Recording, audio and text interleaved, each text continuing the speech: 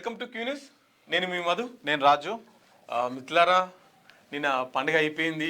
ఇక క్రైస్తవులు జరుపుకునే సంవత్సరానికి ఒక్కసారి ప్రపంచంలోనే పెద్ద ఎత్తున జరుపుకునే పండుగ. ఇక మరి ఈరోజు వార్తా విశేషాలు ఏంటో తెలుసుకునే ప్రయత్నం చేద్దాం. ఒకసారి మన మార్నింగ్ చూసే మిత్రులు లైక్ చేయండి, ఒకసారి మన ఛానల్ని లైక్ చేయండి, షేర్ చేయండి, మీ గ్రూపులలో షేర్ చేయండి. తర్వాత వాట్సాప్ స్టేటస్లు కూడా పెట్టుకోండి.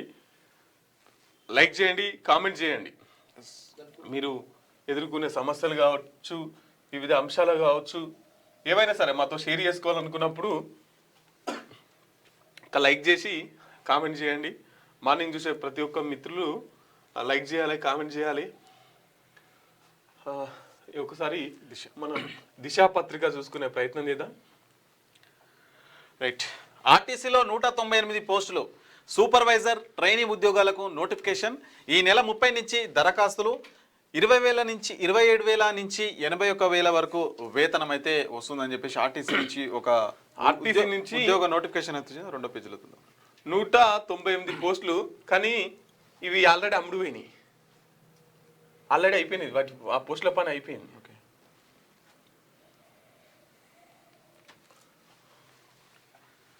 ప్రభాకర్ రావు నోట హరీష్ రావు పేరు. ఫోన్ ట్యాపింగ్ ఎంక్వైరీలో ఆయన పేరును ప్రస్తావించిన ఎస్ఐబి మాజీ చీఫ్. ముగిసిన 14 రోజుల కస్టోడియల్ విచారణ. సిట్ చేతికి కీలక ఆధారాలు. కొత్త సిట్ బృందంతో ఇంటెలిజెన్స్ చీఫ్ విజయ్ కుమార్ భేటీ. ప్రభాకర్ రావు కుమార్ని ప్రశ్నించిన SIT. Deccan kitchen owner Nandakumar statement record. మరోసారి ప్రణీత్ రావు, భుజంగరావు, రాధాకిషన్ రావు, తిరుపతన్న స్టేట్మెంట్స్ సైతం రికార్డ్ చేయనున్నారు. ఇక ఫోన్ ట్యాపింగ్ కేసు విచారణ తుది దశకు చేరుకున్నది. గత 14 రోజులుగా ప్రభాకర్ రావును విచారించిన సిట్ ఆ వివరాలను నేడు సుప్రీంకోర్టుకు అందజేయనున్నది. వారం రోజుల పాటు జరిగిన విచారణలో కీలక అంశాలు వెలుగు చూశాయి. ప్రభాకర్ రావు వాంగ్మూలంలో మాజీ మంత్రి హరీష్ రావు పేరు ప్రస్తావన వచ్చినట్లు తెలుస్తున్నది. ఈ కేసులో భాగమైన వారందరినీ సిట్ అధికారులు జూబ్లీహిల్స్ పిఎస్కు గురువారం పిలిపించారు. మాజీ డీఎస్పీ ప్రణీత్ రావు, భుజంగరావు, రాధాకిషన్ రావు, తిరుపతన్నలు పిలిచిన సిట్ మరోసారి వారి స్టేట్మెంట్ను రికార్డు చేసినట్లు సమాచారం. గురువారం ఎస్ఐబి మాజీ చీఫ్ ప్రభాకర్ రావు విచారణ ముగియడంతో అందరినీ కలిపి సిట్ మరోసారి విచారించింది. రామగుండం సిపి అంబర్ కిషోర్ జూ సిట్ ఆఫీసులో విచారణ అంశాలను పరిశీలించారు. డిసెంబర్ 12 నుంచి 18వ తేదీ వరకు చేపట్టిన విచారణలో కీలక అంశాలు, ఎవిడెన్స్ పై ప్రభాకర్ రావు స్పందించలేదు. దీంతో సిట్ ఈ విషయాన్ని సుప్రీంకోర్టు దృష్టికి తీసుకెళ్లగా వారం పాటు గడువిచ్చింది. సుప్రీం ఆదేశాలతో 19వ తేదీ నుంచి 25వ తేదీ వరకు సిట్ అధికారులు మరోసారి విచారించారు. సో తదుపరి కార్యాచరణ సిట్ చర్చ. ఫోన్ ట్యాపింగ్ దర్యాప్తులో తుది దశకు చేరడంతో తదుపరి విచారణకైతే మనకు వాయిదా వేసినట్లుగా తెలుస్తూ ఉంది. సో మొత్తానికి 14 రోజుల కస్టడీ ఏదైతే ఉంటుందో ఈయనకు సంబంధించి అది మొత్తానికైతే ముగిసింది. సో అందులో కీలక అంశాలు బయటకు వచ్చినాయని చెప్పేసి కూడా పోలీసు అధికారులు అయితే చెప్తున్నారు. ముఖ్యంగా మాజీ మంత్రి హరీష్ రావు పేరు కూడా ప్రస్తావించినట్లయితే వాళ్ళకు సమాచారం వచ్చినట్లుగా మనకైతే పేపర్లో కనిపిస్తూ ఉంది. సో ఇక దీంట్లో కీలకమైనటువంటి వ్యక్తులు ప్రణీత్ రావు, భుజంగరావు, రాధాకిషన్ రావు, తిరుపతన్నలు వాళ్ళ స్టేట్మెంట్ కూడా రికార్డ్ చేసే అవకాశం ఉందని చెప్పేసి కూడా అవుతుంది. మొత్తం 14 రోజుల కస్టడీలో కొన్ని కీలక అంశాలు బయటకు వచ్చినట్లుగా సిట్ అధికారులు అయితే చెప్తున్న పరిస్థితి.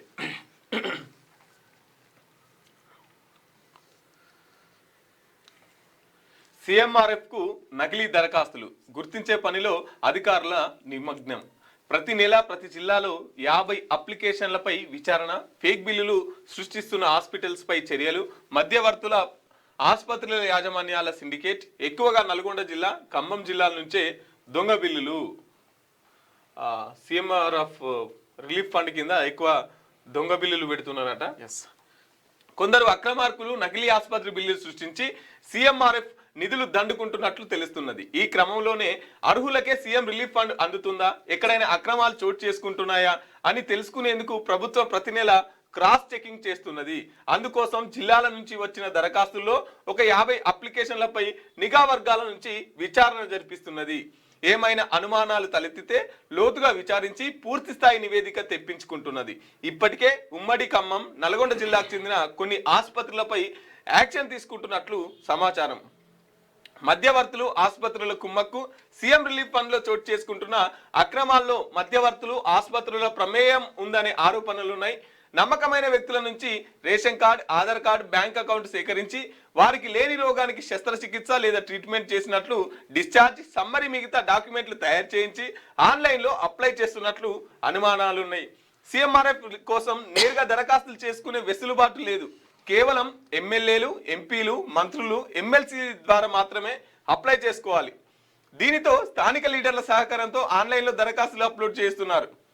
సీఎం రిలీఫ్ ఫండ్ మంజూరు చేసే టీం అన్ని డాక్యుమెంట్స్ సరిగా ఉన్నాయో లేదని తెలుసుకునేందుకు నేరుగా డాక్టర్ల ఆసుపత్రుల దగ్గరికి ఫోన్ చేసి మరీ తెలుసుకుంటున్నాయట.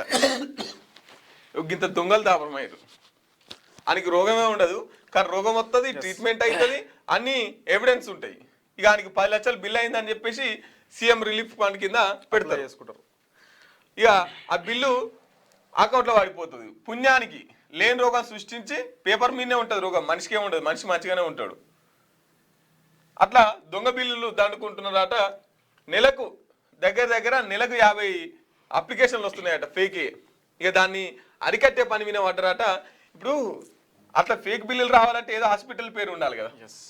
మరి హాస్పిటల్లో కుమ్మక్కాయి ఉంటాడు కదా 100%.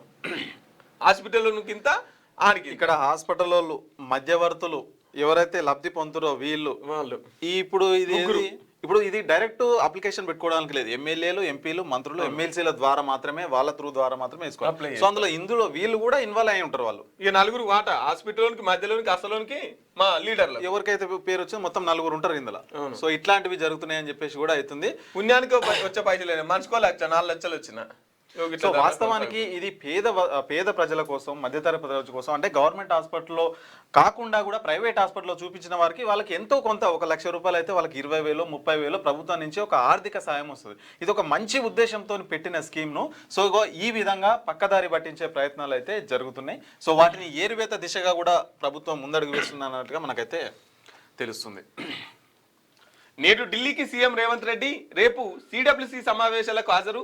పెండింగ్ అంశాలపై కేంద్ర మంత్రులతోనూ సమావేశం. ఎల్లుండి తిరిగి హైదరాబాద్కు వస్తానంట. ఇవాళ సీఎం రేవంత్ రెడ్డి గారు ఢిల్లీకి వెళ్తున్నారంట. పెండింగ్ అంశాలపైన కేంద్ర మంత్రులతో చర్చించే అవకాశం ఉందంట. గొంతు కోసి తల్లి కొడుకు దారుణ హత్య, ఆపై నిందితుడిని ఆత్మహత్యాయత్నం. కొల్లూరు పరిధిలో తెల్లాపూర్లో కలకలం. గొంతు కోసి తల్లి కొడుకు దారుణ హత్యకు గురయ్యారంట. నిందితుడు ఆ పైన ఆత్మహత్య చేసుకోబోయిందంట. చూడు, పరువు పోతుందని కూతురి హత్య, ఆత్మహత్యగా చిత్రీకరించేందుకు తల్లిదండ్రుల ప్రయత్నం. యువకుడిని ప్రేమించిందనే ఘాతుకం. వివరాలు వెల్లడించిన ఏసీపీ మాధవి. పరువు పోతుందని సొంత కూతురునే చంపేసిరంట. వీళ్ళకు కూతురు కంటే పరువు ఎక్కువ అయిపోయింది. కూతురు ప్రేమిస్తే కూతురు ప్రేమ కంటే, కూతురు కంటే కూడా వీళ్ళకు పరువు ఎక్కువ అయిపోయింది. ఇప్పుడు జైల్లో చిప్పకూడు తింటుంటే వీళ్ళకి ఏ ఇజ్జత్ పోదు, ఏ పరువు ఇప్పుడు అడ్డు రాదు. ఎట్లా ఆలోచిస్తున్నారండి తల్లిదండ్రులు. ఇప్పుడు ఈ ప్లేస్లో కొడుకుంటే ఏం కాదు, కూతురు ఉన్నది కాబట్టే పరువు. సో యువకుడిని ప్రేమించే మన తల్లిదండ్రులు ఎవరైతే ఉంటారో అంటే వాళ్ళకు జనరల్గా పిల్లల కోసమే వాళ్ళ భవిష్యత్తు మొత్తం పిల్లల మీదనే ఆధారపడి ఉంటారు. అంటే ఒక చిన్న పరువు కోసం వాళ్ళ జీవితాన్ని మొత్తం కూడా ఆగం చేసుకుంటారు. అంటే వాళ్ళ పిల్లలను చంపేస్తున్న పరిస్థితికి వచ్చేసింది. రోబోలతో వ్యవసాయం నడుం బిగించిన పీజేటీఎస్ఏయు త్వరలోనే చిన్న సన్నకారు రైతులకు అందుబాటులోకి సేవలు. ఇక రేపటి నుంచి మనుషులు తినాలి, నిమ్మలంగా వండుకోవాలి. ఇక ఏ పని చేయొద్దు, అన్ని పనులు యంత్రాలు, మిషన్లే చేస్తాయి. ఇక రేపటి నుంచి వ్యవసాయం చేసేందుకు కూడా రోబోలు వచ్చి వ్యవసాయం చేస్తాయట.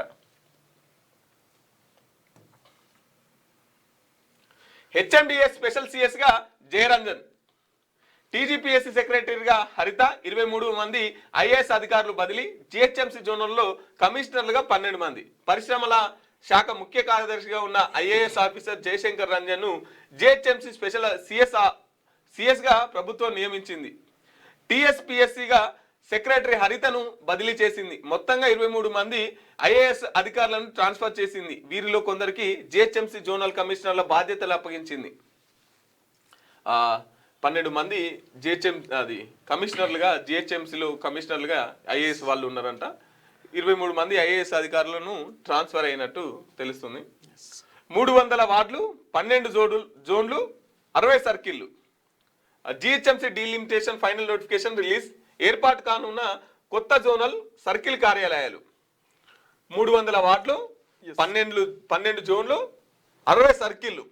ఇది రేపు రాబోయే జిహెచ్ఎంసీ ఎన్నికలలో తుది నోటిఫికేషన్, ఫైనల్ నోటిఫికేషన్ కూడా జారీ చేశారు. వార్డులు ఎక్కడికక్కడ వాళ్ళ బౌండరీస్ ఉంటాయి కదా, అవి కూడా మొత్తం అన్ని సెట్ చేసేసి ఇంకా ఫైనల్ నోటిఫికేషన్ అయితే జారీ చేసారు. ఇంకా కంప్లీట్ అయిపోయినట్టే, ఇంకా దాదాపుగా ఒక కొలిక్ వచ్చేసింది. అది 300 వార్డులతోని జిహెచ్ఎంసీ ఎన్నికలు అయితే జరుగుతాయి అన్నమాట. మొత్తం కూడా 3 కమిషనరేట్లు 3 మున్సిపల్ కార్పొరేషన్లు అయితే ఏర్పాటు చేస్తారు. ఇంకా కొనేది 10, అమ్మేది 180, మెడిసిన్స్ పై అడ్డగోలుగా వసూలు. ఏకంగా 10 నుంచి 20 రెట్లు మార్జిన్.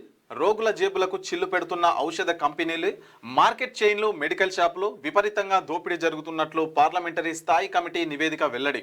వైద్యం కోసం ఆర్థికంగా చితికిపోతున్న సామాన్యులు. దేశంలో వైద్యానికి ఖర్చు చేసేదానికంటే మెడిసిన్కే అధికంగా ఖర్చు అవుతున్నట్లు తెలుస్తుంది. అధికంగా వినియోగించే సామాన్య ఔషధాలపై ఫార్మా కంపెనీలు 600% నుంచి 1800 వరకు అధిక లాభాలు ఆర్జిస్తున్నట్లు సమాచారం. వైద్యులు రాసే మందులు రోగులు తప్పకుండా కొని వాడాలి. అలాగైతే వ్యాధి తగ్గుతుంది. అందుకే గత్యంతరం లేక ధర ఎంతైనా రోగులు భరిస్తున్నారు. దేశంలో పౌరుల సగటు ఖర్చు వైద్యంపైనే ఎక్కువ కావడానికి ప్రధానంగా మెడిసిన్ ఖర్చులు ఆకాశాన్ని తాకడమే అని తెలుస్తున్నది. ఇటీవలే పార్లమెంటరీ స్టాండింగ్ కమిటీ నివేదిక విస్తుగొల్పే వాస్తవాలను వెల్లడించింది. ఔషధాల ధరలు అధికంగా ఉండడం వల్ల రోగులపై తీవ్రమైన ఆర్థిక భారం పడుతుంది. నాన్ షెడ్యూల్ డ్రగ్స్ పై ప్రభుత్వ నియంత్రణ లేకపోవడమే ఇందుకు కారణంగా తెలుస్తున్నది. Parliamentary standing committee on chemicals and fertilizers తాజా నివేదికలో సాధారణంగా వాడే ఔషధాల ధరలను పరిశీలించింది. స్టాకిక్స్కు ఇచ్చే ధరతో పోలిస్తే మ్యాక్సిమం రిటైల్ ప్రైస్ లో భూమి ఆకాశం మధ్య ఉన్నంత భారీగా గుర్తించింది. రోగులకు అత్యవసర మందులు అందుబాటులో లేకపోవడం వల్లే ధరలు ఈ విధంగా పెంచుతున్నట్లయితే తెలుస్తుంది. సో ఇక మెడికల్ మాఫియా గురించి ప్రత్యేకంగా చెప్పుకోవాల్సిన లేదు. మన దేశంలో ఏదంటే మాఫియా అంటే ఏదన్నా స్కామ్లలో ఒక 10 తీసుకుంటే అందులో మెడికల్ మాత్రం ఖచ్చితంగా నెంబర్ 1 ప్లేస్లో అయితే ఉంటుంది. 100% చెప్పొచ్చు. సో కొనేది 10 రూపాయలు, వాళ్ళు అమ్మేది 180 రూపాయలు. నిజంగా కొందరు డాక్టర్లు అయితే నిజంగా ఎట్లా అంటే హాస్పిటల్కి పోతే ఫస్ట్ నీకు గోళీలు పరీక్షలు ఇక అన్నీ రాస్తాడు వాళ్ళు. నీకు రీసెంట్గా నాదే ఎగ్జాంపుల్ చెప్తా. మొన్న ఎలక్షన్ ఊరికి పోయి వస్తే నాకు కంట్లో చెత్తబడి 2 రోజులు ఇబ్బంది పెట్టింది. పోతుందేమనుకున్నా పోలేదు. నేను డాక్టర్ దగ్గర వెళ్ళిన, ఒక ఆర్ఎంపీ డాక్టర్ దగ్గర పోతే సార్ ఇట్లా కంట్లో చెత్తబడ్డది అని అంటే గోళీలు నేను జస్ట్ అది ఏమంటారు కంట్లో డ్రాప్స్ వేసుకుంటారు కదా, అది కావాలని చెప్పిన. ఆయన గోళీలు రాసిండు, నాకు ఇంజెక్షన్ ఇస్తా అన్నాడు. నాకు అర్థం కాలే, ఇంజెక్షన్ కంట్ల చెత్తకు ఇంజెక్షన్ ఎందుకు, గోళీలు ఎందుకు అన్నప్పుడు లేదు ఇవన్నీ తీసుకుంటే తక్కువ అవుతుంది, కొద్దిగా చెత్త పడ్డది కదా, నొప్పి ఉంటుంది కదా, ఇంజెక్షన్ గోళీలు ఇస్తే తక్కువ అవుతుంది అని అన్నాడు. నాకు ఏం చెప్పాలని అర్థం కాలే. ఇక లేకపోతే ఇక అది ఏమంటారు ఆ సిరప్ ఇవ్వమంటే ఒకటి ఇవ్వడమని చెప్పేసి గోళీలు తీసుకున్నా, ఇంజెక్షన్ తీసుకోలే. ఇగో ఇట్లా ఉంది కథ. కంట్ల చెత్త పడితే గోళీలకు ఏం సంబంధము, ఇంజెక్షన్కి ఏం సంబంధం? ఇగో ఈ విధంగా కొందరు డాక్టర్లు ప్రవర్తిస్తున్నారంటే నిజంగా అది బిల్లు పేపర్ నిండాలి వాళ్ళకు. ఎంతసేపు వాళ్ళకు పోయిందామంటే వాళ్ళకి సాటిస్ఫాక్షన్ నింపుతుంటారు. ఇట్లా పేపర్ నిండాలి. నువ్వు అది ఏ రోగమన్నా రాని, చిన్నది రాని పెద్దది రాని, నువ్వు పోగానే ఫస్ట్ నీకు సూది కూర్చుడే, గోళీలు రాసుడే, ఒక 500-600 గోళీలు ఒక సూది. ఏందో అర్థం కాదు నాకు. ఇప్పుడు 10 రూపాయలు సబ్బు ఉంది అనుకో, తెల్లారి 15 రూపాయలు అన్నాను అనుకో, అవి గంత ఎక్కడదని మనం అడుగుతాం. ఈ గోళీలు అట్లా కాదు కదా. ఆడు 10 రూపాయలు ఉన్నది 200 కమ్మినా కూడా ఇది ఎమర్జెన్సీ ప్రాణాలతో చెలగాటం అవుతుంది కాబట్టి మన డాక్టర్ కాడికి పోతే ఇక అప్పుడు ఆయన ఏం చెప్పినా మనం వినాల్సిందే. లేకపోతే ఏమవుతుందో భయం, అదో భయం వల్ల. ఇప్పుడు మనం ఏడికి పోయినా బేరం ఆడతాం, వీడు ఆడడానికి వీల్లేదు, పానం పోతుంది అని చెప్పేసి మనిషి భయం అంటాడు అట్లా. సో మనుషుల ఏవైతే అవసరాలను ఆసరాగా చేసుకొని ఇగో ఈ విధంగా ప్రవర్తిస్తున్నారు ఔషధ కంపెనీలు. రైట్. మావోయిస్టు అగ్రనేత గణేష్ మృతి, ఆయనతో సహా మరో 5 నక్సలైట్లు సైతం హతమైరు. ఒడిశాలో 2 వేర్వేరు ఎన్కౌంటర్లు, హనుమంతుపై 1.10 కోట్ల రివార్డు. ఆయన స్వస్థలం నల్గొండ జిల్లా పుల్లెంల గ్రామం. 45 ఏళ్ల క్రితం ఉద్యమ బాట, దండకారుణ్య స్పెషల్ జోనల్ కమిటీలో కీలక పాత్ర. సో నక్సలిజం అంతానికి మరో అడుగు అని చెప్పేసి అమిత్ షా నిన్న ట్వీట్ అయితే చేసిరు. మావోయిస్టు పార్టీలో మరో అగ్రనేత మృతి చెందారు. ఒడిశాలోని కంధమాల్ జిల్లాలో జరిగిన 2 వేర్వేరు ఎన్కౌంటర్లలో పార్టీ కేంద్ర కమిటీ సభ్యుడు పాక హనుమంతు అలియాస్ గణేష్ ఉయికేతో పాటు మరో 5 ప్రాణాలు కోల్పోయారు. వీరిలో 2 మహిళలు సైతం ఉన్నారని ఒడిశా డీజీపీ డిఐజీ అఖిలేశ్వర్ వెల్లడించారు. ఘటనా స్థలం నుంచి మావోయిస్టుల మృతదేహంతో పాటు 2 ఇన్సాస్ రైఫిల్స్ ఒక 303 రైఫిల్ స్వాధీనం చేసుకున్నట్లు తెలిపారు. హనుమంతు స్వస్థలం తెలంగాణలోని నల్గొండ జిల్లా చండూరు మండలం పుల్లెంల గ్రామం. సో మావోయిస్టు అగ్రనేత కేంద్ర కమిటీ సభ్యుడు గణేష్ అయితే నిన్న ఎన్కౌంటర్లో మృతి చెందారు. ఈయనతో పాటు 5గురు అయితే మృతి చెందారు. ఈయన స్వస్థలం నల్గొండ జిల్లా చండూరు మండలం పుల్లెంల గ్రామం. సో దీనికి కేంద్ర హోంశాఖ మంత్రి అమిత్ షా కూడా దీని గురించి ట్వీట్ అయితే చేశారు. ఖచ్చితంగా నక్సలిజాన్ని మావోయిజాన్ని ఈ విధంగా ఏరివేసే కార్యక్రమం భవిష్యత్తులో కొనసాగుతుందని చెప్పేసి ఖరాఖండిగా చెప్తున్న పరిస్థితి. So water war Krishna Godavari కేంద్రంగా రాష్ట్ర రాజకీయాలు, ఆరోపణలు ప్రత్యారోపణలకు వేదికగా అసెంబ్లీ, ఉద్యమాలు సభలకు కసరత్తు చేస్తున్న బీఆర్ఎస్, ధీటుగా ఎదుర్కొనేందుకు సిద్ధమవుతున్న కాంగ్రెస్. వచ్చే నెల 1న కాంగ్రెస్ ప్రజాప్రతినిధులకు ఓరియంటేషన్, 2న కృష్ణా, 3న గోదావరి జలాలపై అసెంబ్లీ చర్చ. సో ఇప్పుడు ప్రధానంగా కృష్ణా గోదావరి వాటర్ ఏవైతే ఉన్నో వాటిపైన పెద్ద ఎత్తున చర్చ జరుగుతుంది. రేపు స్టార్ట్ కాబోయే అసెంబ్లీ సమావేశాల్లో ప్రధాన అంశంగా ఇదే ఉండబోతుంది. మరి దానికి కేసీఆర్ వస్తారా రాదా అని చెప్పేసి ప్రతి ఒక్కరు సవాళ్ళు అయితే విసురుతున్నారు. కేసీఆర్ రావాలి, ఇక్కడ మాట్లాడాలని చెప్తున్నారు ఎవరైతే అధికారంలో ఉన్న వాళ్ళు. సరే ఏం జరగబోతుంది అని చెప్పేసి రాష్ట్ర వ్యాప్తంగా కూడా ఎదురు చూస్తున్న పరిస్థితి. ఒకసారి కామెంట్ చేయండి మిత్రులారా, ఈసారి అసెంబ్లీకి కేసీఆర్ వస్తారా రారా? మీరేమనుకుంటున్నారు? వస్తే ఎట్లుంటది, రాకపోతే ఎట్లుంటది? మీరేమనుకుంటున్నారు? ఈసారి అసెంబ్లీకి కేసీఆర్ వస్తారా రారా అనేది ఒకసారి రిఫ్రెష్ మీరు కామెంట్ చేయండి, లైక్ చేయండి. ఈసారి కేసీఆర్ అసెంబ్లీకి వస్తాడా రాడా? వస్తాడు అనుకుంటున్నారా, మీరు రారా అనుకుంటున్నారా?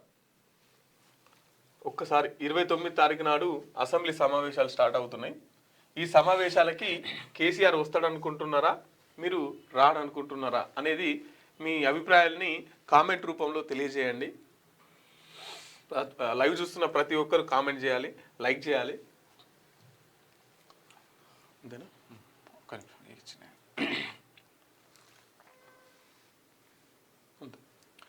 మహారాష్ట్రలో ఘోర ప్రమాదం, లోయలో పడిన కారు. ఆసిఫాబాద్ జిల్లాకు చెందిన 4 మహిళల మృతి, మరో 2 పరిస్థితి విషమం. సో ఈ మధ్య యాక్సిడెంట్లు అయితే ఎక్కువ జరుగుతున్నాయి. 9 మంది సహజీవదానం. ట్రావెల్స్ బస్సును ఢీకొట్టిన కంటైనర్ లారీ. కర్ణాటకలోని చిత్రదుర్గ జిల్లాలో ఘోర రోడ్డు ప్రమాదం. ప్రధాని మోదీ విచారం, ఎక్స్గ్రేషియా ప్రకటన. సో నిన్న అయితే ఇది జరిగింది. చనిపోయిన వాళ్లకు 2 లక్షలు, గాయపడ్డ వారికి 50,000 రూపాయలు. సో రాష్ట్రంలో సెంటర్ ఆఫ్ ఎక్సలెన్స్ 2-3 నెలల్లో అధికారికంగా ప్రారంభం. ఐఐటి మద్రాస్తో ఒప్పందం. కేంద్ర ప్రభుత్వం నుంచి 500 కోట్ల విడుదల. పరిశోధన స్టార్టప్ల ఏర్పాటుకు ఊతం. ఏఐతో తెలంగాణ భవిష్యత్తు, యువతకు ఉద్యోగాల కల్పన అంటూ ఒక కథనం. ఇక ఏ ఇచ్చినాక ఉద్యోగాలు ఎక్కడి? ఏ ఇచ్చినాక ఉద్యోగాలు ఎక్కడి? నీకు ఉద్యోగాలు అంటే ఒక ముచ్చట గుర్తుకొచ్చింది. ఒక చిన్న కథ చెప్తా. ఇప్పుడు ఒక స్కూల్లో 4 ఫ్రెండ్స్ ఉన్నారంట. ఒక స్కూల్లో 4 ఫ్రెండ్స్ ఉంటే 1 2 3 4 4 ఫ్రెండ్స్ ఉంటే ఫస్ట్ వాడు మంచిగా పిహెచ్డి దాకా చదువుకున్నాడు. గొప్ప చదువులు చదువుకొని ఏం చేసిండు? గవర్నమెంట్ జాబ్ వచ్చాడు. ఇక గొప్ప చదువులు చదువుకుంటే లక్ష్యం ఏముంటుంది? ప్రభుత్వ ఉద్యోగం కొట్టుడే కదా. ప్రభుత్వ ఉద్యోగం కొడితే ఇలా సాలరీ ఎంత ఉంటుంది? 2 లక్షలు వేసుకో. పెద్ద చదువు చదువుకునే వాటి ఐఏఎస్ ఐపీఎస్ ఆ స్థాయి ఉద్యోగులకు 2 లక్షలు వేసుకో. ఇక రెండోవాడు పిహెచ్డి చేసిండు. వాడు వానికంటే ఎక్కువ నేను సంపాదించాలి కదా, ఏం చేయాలని చెప్పేసి బిజినెస్ పెట్టిండట. ఈ రెండోవాడు సారీ ఈడు ఎంత చదువుకున్నాడు అంటే డిగ్రీ దాకా చదువుకున్నాట. డిగ్రీ దాకా చదువుకున్నా కానీ ఆయన కంటే ఎక్కువ పైసలు సంపాదించాలి. ఎట్లా పైసలు సంపాదించాలని చెప్పేసి బిజినెస్ చేస్తే నెలకు 5 లక్షలు వస్తున్నాయి అనుకో. ఇంకా ప్రాఫిట్ అంతా ఇళ్ళకే ఉంటుంది, వచ్చే లాభం అంతా ఇళ్ళకే ఉంటుంది. ఇక 3వ ఆయన 10th. ఈ డిగ్రీ సంపాదించే 5 లక్షల కంటే ఆ పిహెచ్డి చదివిన అతని కంటే 2 లక్షల కంటే నేను ఎక్కువ సంపాదించాలని ఏం చేసిండటంటే పొలిటికల్ రాజకీయాలకు వచ్చిండు. రాజకీయాలకు వస్తే కరప్షన్ అంత ఇల్లనేనా, వచ్చే లాభం అంత ఇల్లనేనా. ఇంకా ఇప్పుడు ఈయన బిజినెస్ పెట్టుకోవాలన్నా ఈయన పర్మిషనే కావాలి, పొలిటీషియన్ పర్మిషనే కావాలి. ఉద్యోగులు కూడా వీళ్ళ కిందనే పనిచేయాలి. ఉద్యోగులు కూడా ఈ పొలిటీషియన్ కిందనే పనిచేయాలి. ఈ 10th చదివిన కింద వీళ్ళిద్దరు పని చేయాలి అని చెప్పేసి వీడు నెలకు 10 లక్షలు అందాల. నెలకు 10 లక్షలు ఈయన సంపాదిస్తున్నట.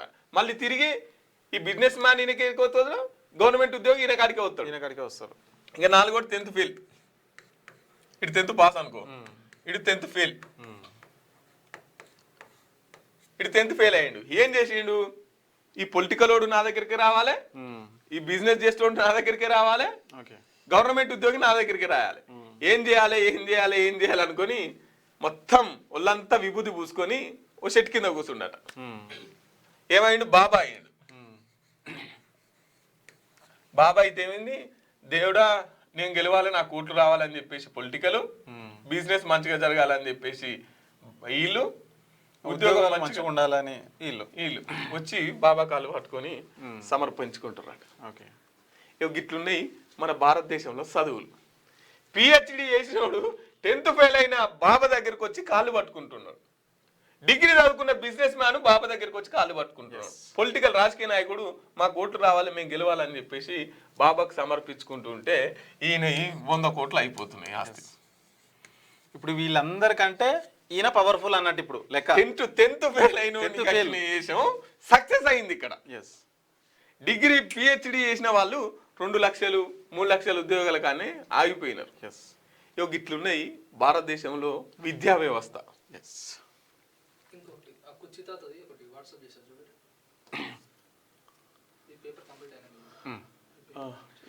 అయిపోయింది. వెలుగు పెట్టు. ఇక్కడ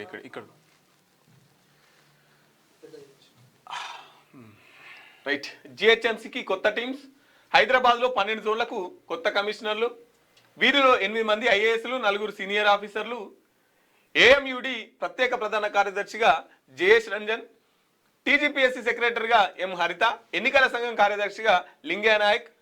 భారీగా ఐఏఎస్లను బదిలీ చేసిన ప్రభుత్వం. 12 జోన్లకు కొత్త కమిషనర్లు అంట. 60 సర్కిల్లో 12 జోన్లు. జిహెచ్ఎంసీ వార్డుల డీలిమిటేషన్ ఫైనల్ నోటిఫికేషన్ జారీ.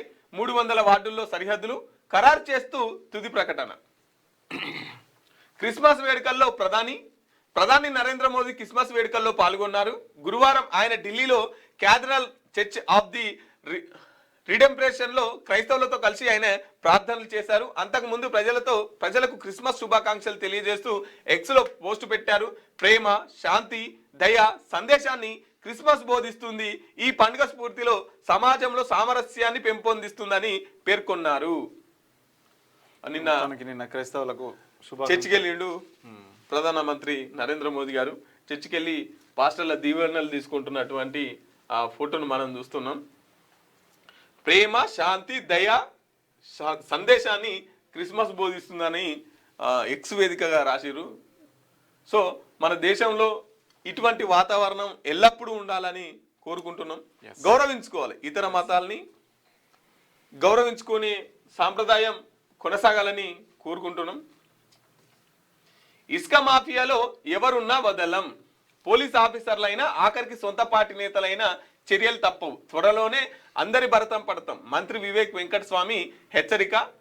ప్రజలకు తక్కువ ధరకే ఇసుక సప్లై చేస్తామని హామీ. మంచిర్యాల జిల్లాలో పర్యటన. పలు అభివృద్ధి పనులకు ప్రారంభోత్సవం. ఇక వద్దులే ఈ పేపరు కాదు ఆయన అయినప్పుడు ఇక డబ్బా కొట్ట. పోలీస్ ఆఫీసర్లు అయినా అక్కడికి సొంత పార్టీ అంటే వాళ్ళు పోలీస్ ఆఫీసర్లు వాళ్ళ సొంత పార్టీ నేతలు అందులో ఇన్వాల్వ్ అయి ఉన్నారని చెప్పేసి అనుమానాలు ఉన్నాయి. వాళ్ళకు అనుమానం లేదు, వాస్తవాలే కదా. డ్యామును పేల్చేసి మరి ఎత్తుకపోతుర్రట. అట్లుంది కథ. ఎక్కువ తోడుకున్నది ఏపీనే. ఈ వాటర్ ఇయర్లో ఇప్పటి వరకు ఏకంగా 600 టీఎంసీల దాకా కృష్ణా నీళ్లు తరలింపు. తెలంగాణ వాడుకున్నది దాదాపు 120 టీఎంసీలే. నాగార్జున సాగర్ కుడి కాల్వ నుంచి 350 టీఎంసీలు తీసుకెళ్లిన ఏపీ. శ్రీశైలం నుంచి మరో 240 టీఎంసీల తరలింపు. సాగర్లో వేగంగా పడిపోతున్న నీటి నిల్వ. పూర్తి సామర్థ్యానికి 65 టీఎంసీల లోటు. పరిస్థితి ఇట్లనే ఉంటే కృష్ణా నీళ్ల తరలింపులో ఏపీ రికార్డు ఖాయం. నిరుడి వాటర్ ఇయర్లో 734 టీఎంసీలు తీసుకుపోయిన పక్క రాష్ట్రం. ఈసారి అది 750 టీఎంసీలకు చేరుకుంటుందని అంచనా. మనం మరో 100 టీఎంసీలైనా వాడుకుంటామా లేదా అనే ఆందోళన వ్యక్తం చేస్తున్నారంట మన తెలంగాణకు సంబంధించిన. మరి తెలంగాణ వాడుకున్నదని 120 టీఎంసీలేనంట. నాగార్జున సాగర్ కుడికాల నుంచి 350 టీఎంసీలు ఏపీ అయితే తీసుకుపోతుందంట. అంటే దీనికి దాదాపు రెట్టింపు కంటే ఎక్కువ తీసుకుపోతుంది ఏపీ.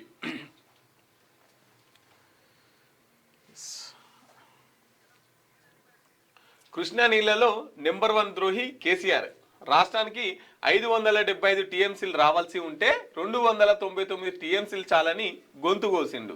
దీనికి జగన్ సాక్ష్యం. అవసరమైతే ఒప్పందాలు బయట పెడతామని చెప్పేసి బండి సంజయ్ గారు అంటున్నారు. ఫోన్ ట్యాపింగ్ లో కల్వకుంట్ల ఫ్యామిలీ ప్రమేయం ఉన్నది. మేము రాష్ట్రంలో అధికారంలోకి వస్తే ట్యాపింగ్ బాధ్యతలపై చర్యలు. కేటీఆర్ కు అహంకారం తగ్గలే. కేసీఆర్ పై సీఎం భాష కరెక్ట్ కాదు. 2-3 రాష్ట్ర మంత్రులు వేల కోట్లు వెనకేసుకున్నారు. వాళ్ళ డేటా తెప్పించుకుంటున్నాం. భాగోతాన్ని బయట పెడతాం. కాంగ్రెస్ లోనే ఉన్నట్టు దానం చెప్తుంటే స్పీకర్ చర్యలేవి. మీడియాతో చిచ్చాటు కేంద్ర మంత్రి బండి సంజయ్ నిన్న మీడియాతో చిట్చాట్ చేసి అనేకమైన విషయాల్ని బయటికి తీసుకొచ్చారు. ప్రస్తుత రాజకీయాలన్నింటిని గురించి కూడా స్పందించినటువంటి పరిస్థితి. రేవంత్ను కట్టేసి కొట్టినా తప్పులేదు. కేసీఆర్ లేకుంటే తెలంగాణ లేదు. ఆయన పైనే ఇష్టం ఉన్నట్టు మాట్లాడుతున్నాడు. బీఆర్ఎస్ ఎమ్మెల్యే హరీష్ రావు ఆగ్రహం. సీఎం మాట్లాడిన తీరు అసహ్యంగా ఉంది. శ్రీనివాస్ గౌడ్ రేవంత్ను దింపిన తర్వాతే కేసీఆర్ పులిలా అసెంబ్లీకి వస్తారు.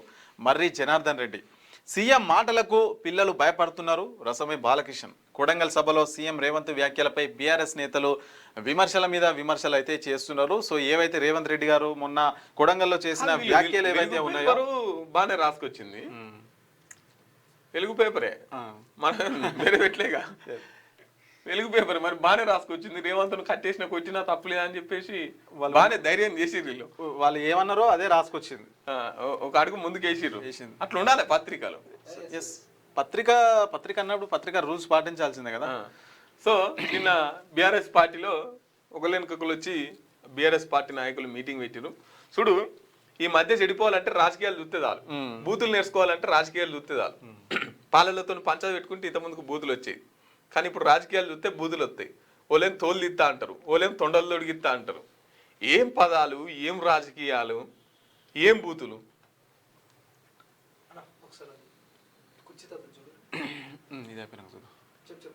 కేసీఆర్ చుట్టూ ఫోన్ ట్యాపింగ్ ఉచ్చు. కీలకంగా మారిన ఎమ్మెల్యేల కొనుగోలు వ్యవహారం. నందకుమార్ కాల్ రికార్డును నాడు ప్రెస్ మీట్లో వెల్లడించిన కేసీఆర్. ఇవే ఆధారాలతో సిట్ దర్యాప్తు. కేసీఆర్కు నోటీసులు ఇచ్చేందుకు ఏర్పాట్లు. ఆడియో రికార్డింగ్ ఎక్కడి నుంచి వచ్చిందనే కోణంలో సిట్ ఆరా. నాడు బీజేపీ నేతలను ఇరికించబోయి ఇప్పుడు ఇరుక్కున్న BRS chief Nandakumar statement record. ముగిసిన ప్రభాకర్ రావు కస్టోడియల్ విచారణ. SIT chief Sajjanar, intelligence chief Vijay Kumar కీలక భేటీ. కేసు పురోగతిపై త్వరలోనే ప్రభుత్వానికి నివేదిక. ఈ నెల 29న సుప్రీంకోర్టులో స్టేటస్ మొత్తం కూడా రిపోర్టు దాఖలు చేయనున్నారు. వాట్సాప్ లేనట్టుందా?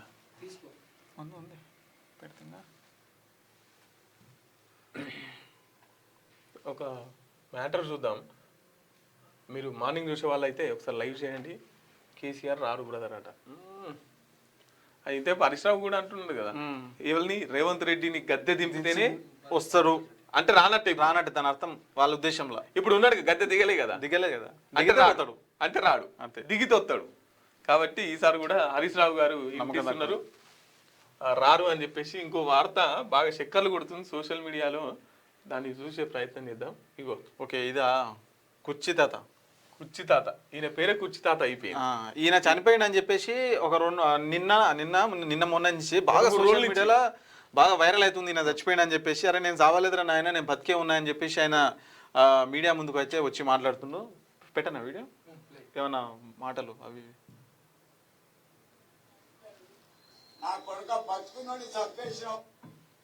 ఏం కదా.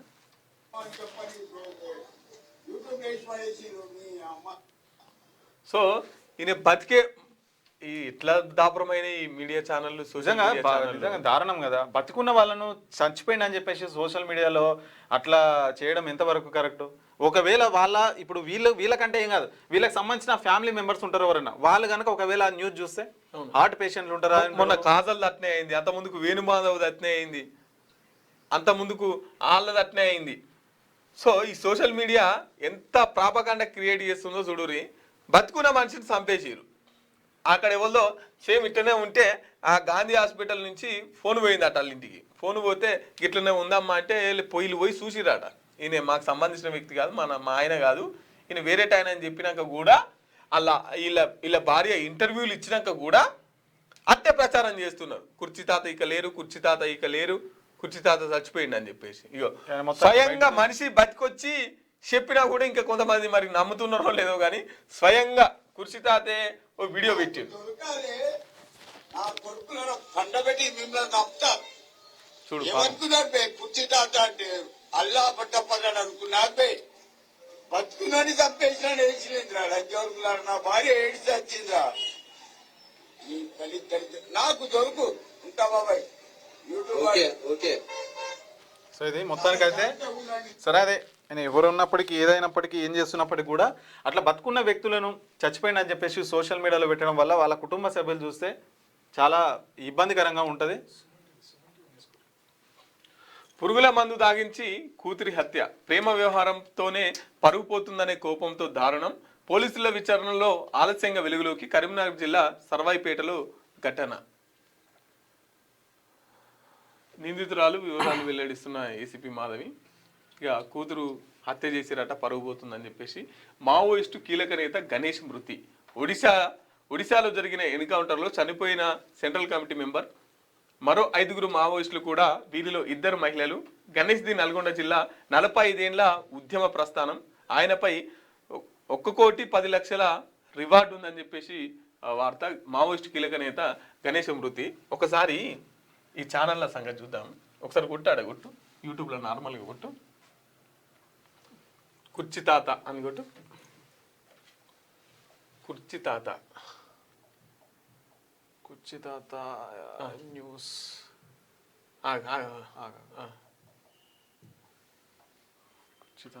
నా భర్త చనిపోలే అని చెప్పేసి ఇప్పుడు ఇక్కడ వచ్చింది కదా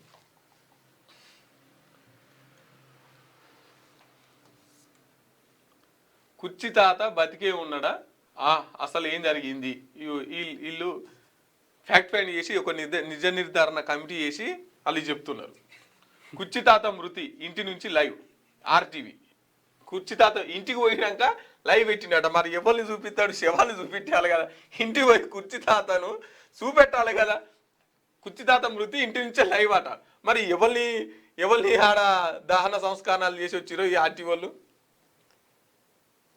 ఇగో వార్త రాస్తప్పుడు కూడా దానికి నిజాలు తెలుసుకోవాలి కుర్చీ తాత ఇంకా మనకు లేరు అసలు ఏం జరిగింది ఓ దేవుడా ఎక్కడ లేని బాధ అంతా వీళ్ళిద్దరికే వచ్చినట్టుంది కదా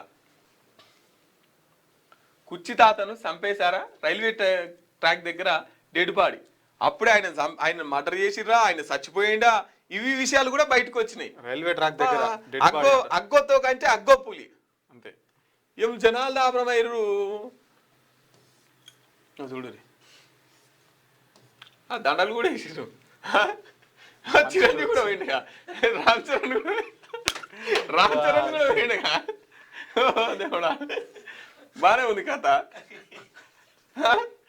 బతుకుంటా వాళ్ళకి తెలుసా అసలు కనీసం వాళ్ళకి పోయినట్టన్నా ఏమో మరి ఈ పోయిరుగా చిరంజీవికి ఫోన్ చేయాలి రామ్ చరణ్ కూడా ఫోన్ చేయాలి పాపం ఎట్లా జరిగింది సాగు ఎట్లా అయిందని తెలుసుకోవాలి నిజంగా ఎట్లా దారుణంగా తయారైపోయిందంటే ఈ సోషల్ మీడియా నా గురించి ఆలోచించకు నువ్వు హ్యాపీగా ఉంటే చాలు ఆర్టీ చచ్చిపోయే ముందు ఆర్టీ వాళ్ళకి ఏదో ప్రెస్ మీట్ పెట్టే ఉంటాడు ప్రెస్ మీట్ పెడితే ఆర్టీ వాళ్ళకి ఏదో బయట ఇచ్చే ఉంటారు కానీ చచ్చిపోయే ముందు ఇంత దారుణంగా తయారైంది ఆర్టీవీ ఏంది ఇది కథ ఏంది నా గురించి ఆలోచించకు నువ్వు హ్యాపీగా ఉంటే చాలు అని చెప్పేసి ఆయన అన్నాడంట ఆ మాట చచ్చిపోయే ముందు ఆర్టీవీకి వచ్చి చెప్పిపోయిండు ఆమెకు చెప్పలేదు ఆమె చెప్పలే ఆర్టీవీకి వచ్చి ఆర్టీవీ ఏడుందని చెప్పేసి ఆర్టీవీ అని గూగుల్లో కొట్టుకొని పోయి దేవులాడుకొని ఆర్టీవీ కాడికి పోయి ఇక నా గురించి ఆలోచించకని చెప్పు నువ్వు ఒక్కలు అయితేనే మళ్ళీ మా భార్య దగ్గర పోయి మైకి పెడతావు అని చెప్పేసి చెప్పిండట ఆర్టీవీకి ఇక వీళ్ళకి పండుగ వీళ్ళదో బ్యాచ్ వీళ్ళదో కథ వీళ్ళది ఇంకా అలా కథ గాంధీ హాస్పిటల్లో కుర్చీ తాత డెడ్ బాడీ నోరు విప్పిన ఈ ఆర్టీవీ ఏం ఆర్టీవీ తమ్నేల్స్ కూడా ఎట్లా పెట్టిండు చూడు గాంధీ హాస్పిటల్లో డెడ్ బాడీ అట చెప్పాలి ఇప్పుడు మరి దహన సంస్కారంలో ఎవరు చేసినావా అని చెప్పేసి ఆర్టీవీని అడగాలి నిన్న మొత్తం అసలు బయటకు వచ్చిండు మరి చచ్చిపోయిన ఎవరు ఆర్టీవీ చెప్పాలి చచ్చిపోయిన ఎవరు ఏం చేసినావు నువ్వు నీ కథ ఏందో నువ్వు బయట పెట్టాలి నన్ను చంపేశారు కదరా ఇక కుర్చీ తాత బయటకు వచ్చిన తర్వాత అది తొలి వెలుగు కుర్చీ తాత ఇక లేరు అదే కదా 10 రోజుల నుంచి ఓ దేవుడా కుర్చీ తాత ఇక లేరట ఇక చూడు తొలి వెలుగు కూడా వేసుకున్నది ఆర్టీవీ అది కూడా అదే అంకుల్తో ఎఫ్ఐఆర్ అట.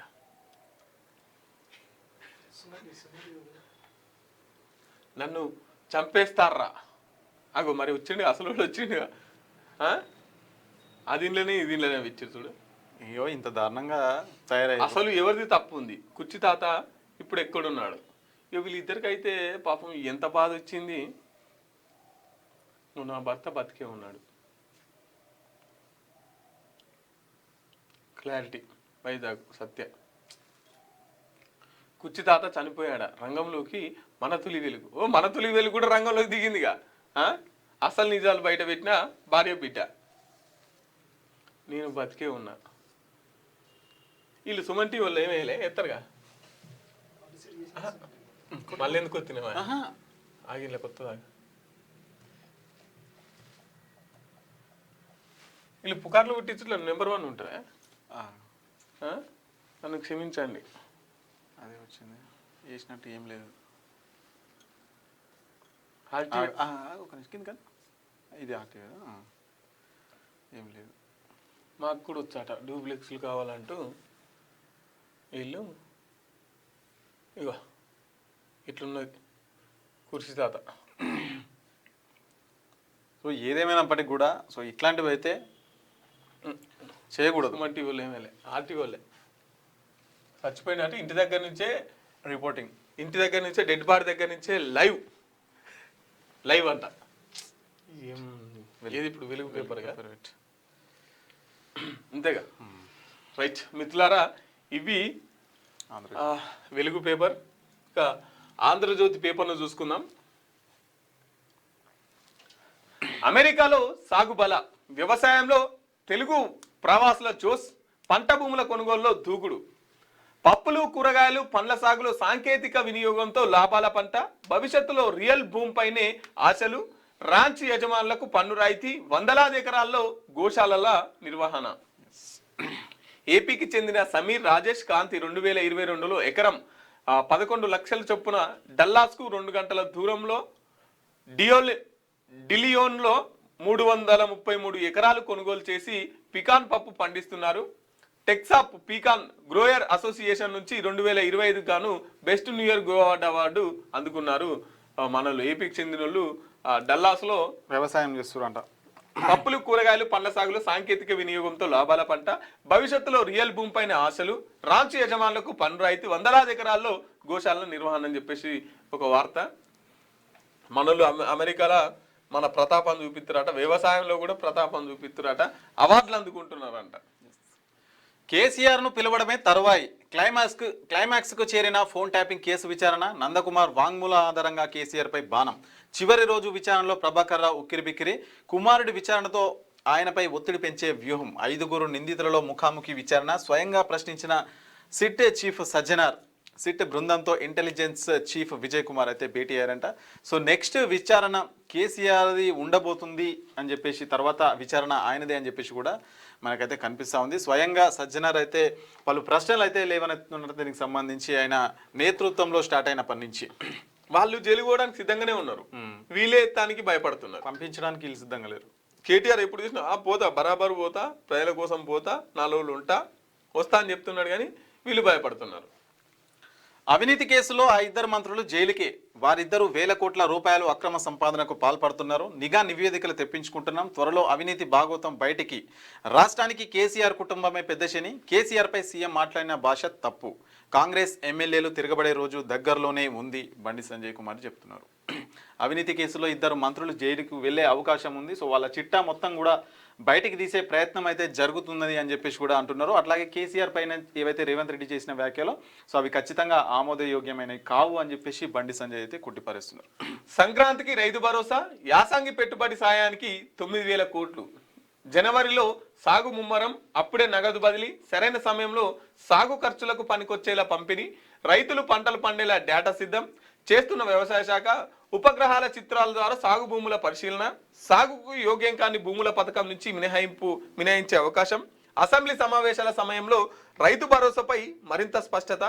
యాసంగి రైతు భరోసా సాయం పంపిణీ రాష్ట్ర ప్రభుత్వం ఏర్పాటు చేస్తుంది. గత వానాకాలం సీజన్లో 9 రోజుల్లోనే సుమారు 9,000 కోట్ల నిధులకు రైతుల ఖాతాల్లో జమ చేసి రికార్డు సృష్టించిన రాష్ట్ర ప్రభుత్వం ఇప్పుడు అదే తరహాలో పంపిణీ చేసేందుకు సిద్ధమవుతున్నది. డిసెంబర్ నెలలో కొన్ని జిల్లాలు యాసంగి సాగు ప్రారంభమైన జనవరిలో రాష్ట్ర వ్యాప్తంగా సాగు ముమ్మరం కానుంది. ఈ క్రమంలో సరైన సమయంలో సాగు ఖర్చులకు పనికొచ్చే వీలుగా సంక్రాంతి కానుకగా పెట్టుబడి సాయం అందించాలని భావిస్తోంది. రైతు భరోసా పథకం కోసం రాష్ట్ర ప్రభుత్వం రాష్ట్ర బడ్జెట్లోని 18,000 కోట్లను కేటాయించింది. రాష్ట్ర వ్యాప్తంగా 1,50,00,000 ఎకరాల మేర వ్యవసాయ భూములుండగా 2 పంటలకు కలిపి ఎకరానికి 12,000 చొప్పున అందజేయనున్నది. వానాకాలం సీజన్లో 69.69 కోట్ల 40 లక్షల మంది రైతులకు 8,744 కోట్ల పంపిణీ చేయనున్నట్లు ఇక సంక్రాంతికి రైతు భరోసా వచ్చే అవకాశం ఉందంట. 9,000 కోట్లు ఈసారి కూడా 12,000 అయినట. 15,000 మీరు అనుకోకురి, ఈసారి కూడా 12,000 ఇస్తారంట. హైదరాబాద్ అభివృద్ధి బాధ్యతలు జయేష్ రంజన్ కు మెట్రోపాలిటన్ అభివృద్ధి ప్రత్యేక ప్రధాన కార్యదర్శిగా నియామకం. మున్సిపాలిటీల విలీనంతో హైదరాబాద్ మహానగరంగా మారిన నేపథ్యంలో కీలక బాధ్యతలు.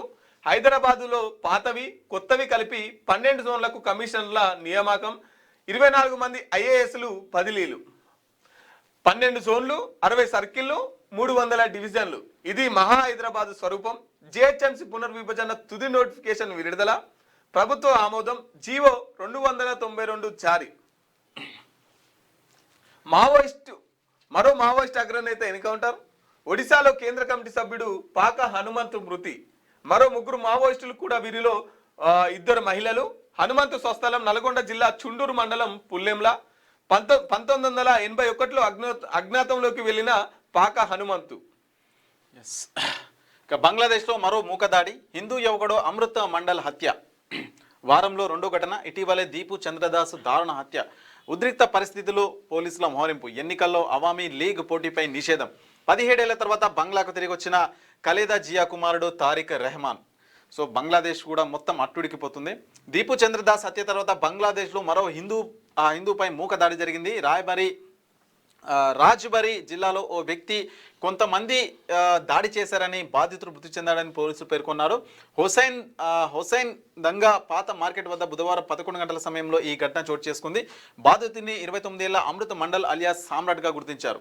పంక్షా మోడల్ పోలీస్ స్టేషన్ ఆఫీసర్ మొయినుల్ మాట్లాడుతూ పరిస్థితి మూక హింసకు దారి ముందే అమృత్ మండల్పై స్థానిక దోపిడీ ఆరోపణలు చేశారని అయితే అవుతుందంట. మరొక హిందూ యువకుడైతే అక్కడ ఎవరో బంగ్లాదేశ్లో అయితే మృతి చెందడం జరిగింది.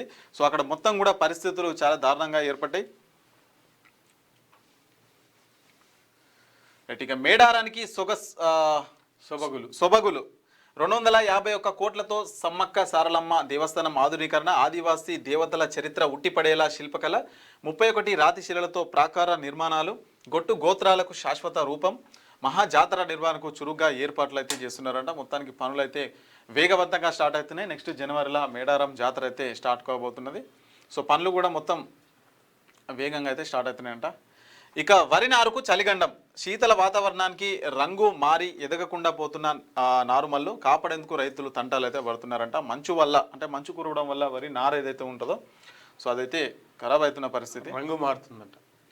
డివైడర్ దాటి బస్సును ఢీకొట్టి కర్ణాటకలో ఓ లారీ బీభత్సం. 2 వాహనాలు బుగ్గి 6 మృతి, 28 మందికి గాయాలు, పలువురు విషమం అంట. బస్సు డీజిల్ ట్యాంక్ పేలి మంటలు, అద్దాలు పగలగొట్టి బయటపడ్డ పలువురు. రాష్ట్రపతి ముర్ము, ప్రధాని మోదీ సంతాపం తెలియజేసిరంట. ఇక వంతెనపై నుంచి లోయలోకి కారు, 4 మృతి, 1 విషమం. మహారాష్ట్రలో రోడ్డు ప్రమాదం, మృతులు కాగజ్ నగర్ వాసులంట. ఖండాంతర K4 క్షిపణి ప్రయోగం సక్సెస్. ఐఎన్ఎస్ అరిగాత్ నుంచి ప్రయోగం. సముద్రం గర్భం నుంచి 3,500 కిలోమీటర్ల పరిధిలోని లక్ష్యాలు ఛేదించే సామర్థ్యం. 2.5 టన్నుల హెయిర్డేర్ మోసుకెళ్లే క్షిపణి. అనుత్రయంలో ముందడుగు. ఇవి ఆంధ్రజ్యోతికి సంబంధించినటువంటి వార్తాపత్రిక విశేషాలు. కాంగ్రెస్ ప్రభుత్వాలన్నీ ఒక్క కుటుంబాన్ని కీర్తించాయి, మిగతా జాతీయ నాయకుల్ని విస్మరించాయి. నెహ్రూ కుటుంబంపై ప్రధాని మోదీ విమర్శలు. యూపీలో వాజ్పేయి 65 అడుగుల విగ్రహావిష్కరణ సందర్భంలో మోదీ అయితే అట్లా అన్నారు. మరి కాంగ్రెస్ ప్రభుత్వాలు మొత్తం కూడా ఒకే కుటుంబాన్ని అయితే కీర్తించాయి, మిగతా జాతీయ నాయకులను అందరినీ కూడా విస్మరించాయి, పట్టించుకోలేదు. సో అని చెప్పేసి మోదీ అదైతే వాస్తవం మాట్లాడుతున్నారు. సరే, మార్నింగ్ చూసే మిత్రులు లైక్ చేయండి, కామెంట్ చేయండి. ప్రతి ఒక్కరు లైక్ చేసి కామెంట్ చేయండి మిత్రులారా. ఇంతేనా? కామెంట్స్ కనిపించారు. Right right. ఇలా ఈరోజైతే మార్నింగ్ న్యూస్లోని ప్రధాన అంశాలు ఇవే అయితే ఉన్నాయి. ఇక మరొక ఎపిసోడ్తో మళ్ళీ రేపైతే కలుసుకుందాం. అంటే మనకు రోజు 8 గంటల నుంచి అయితే మార్నింగ్ లైవ్ అయితే ఉంటుంది. ప్రతి ఒక్కరు కూడా మార్నింగ్ చూసే ఎవరైతే వ్యూవర్స్ ఉంటారో వాళ్ళందరూ కూడా లైక్ చేయండి, మీ అభిప్రాయాన్ని ఖచ్చితంగా కామెంట్ రూపంలో తెలియజేయండి. సో ఇవి ఈరోజు వచ్చినటువంటి ప్రధాన వార్తలు. సో ఇక మరొక ఎపిసోడ్తో మళ్ళీ రేపు కలుసుకుందాం. అంతవరకు చూస్తూనే ఉండండి క్యూ న్యూస్. నేను రాజు. Thank you.